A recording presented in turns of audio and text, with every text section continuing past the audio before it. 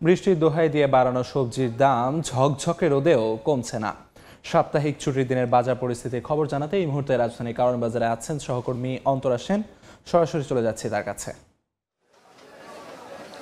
তপ্ত রোদে পুড়ছে শরীর, আর রাজধানীর কাঁচা বাজারের সবজির দামে গরম হয়ে আছে রাজধানীর বাজার। আমি এখন আছি কারওয়ান বাজারে। সকাল থেকে বাজার ঘুরে দেখতে পেয়েছি কাঁচা সবজির দামের ঊর্ধ্বগতির কারণে কিন্তু নাভিশ্বাস অবস্থা ক্রেতাদের। বিক্রেতাদের দাবি গেল সপ্তাহের তুলনায় সবজির দাম কিছুটা কমেছে, কিন্তু ক্রেতারা কিন্তু ভিন্ন কথা বলছেন। তারা বলছেন যে তাদের মতে সপ্তাহ ব্যবধানে সবজির দাম 10 থেকে 20 টাকা পর্যন্ত বেড়েছে। বর্তমানে পটল, কাঁকরোল, করলা, বরবটি, ঢ্যাঁড়স সবই কিন্তু বিক্রি হচ্ছে 80 টাকায়। বেগুনের কেজিও কিন্তু মানভেদে 80 থেকে 100 টাকা পর্যন্ত। টমেটো বিক্রি হচ্ছে 120 টাকা কেজি। সাধ্যের মধ্যে আছে কিন্তু শুধুমাত্র পেঁপের দাম, আর 40 টাকা কেজিতে পেঁপে বিক্রি হচ্ছে।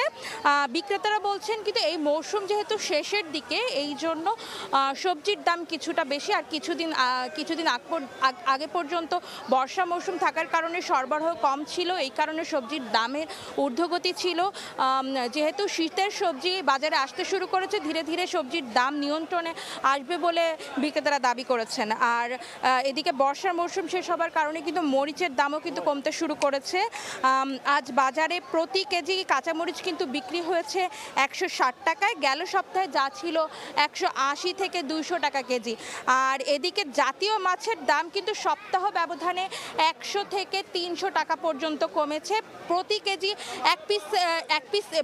এক পিস ইলিশ কিন্তু বর্তমানে বিক্রি হচ্ছে 2300 টাকায়। আর 1.5 কেজির এক পিস ইলিশ যদি ক্রেতাকে কিনতে হয় তবে কিন্তু গুনতে হবে 4500 টাকা পর্যন্ত। এই ছিল আমার কাছে রাজধানীর বাজার ব্যবস্থার সর্বশেষ খবরাখবর। বাজার পরিস্থিতির সবশেষ খবর জানাচ্ছিলেন সহকর্মী অন্তরা সেন।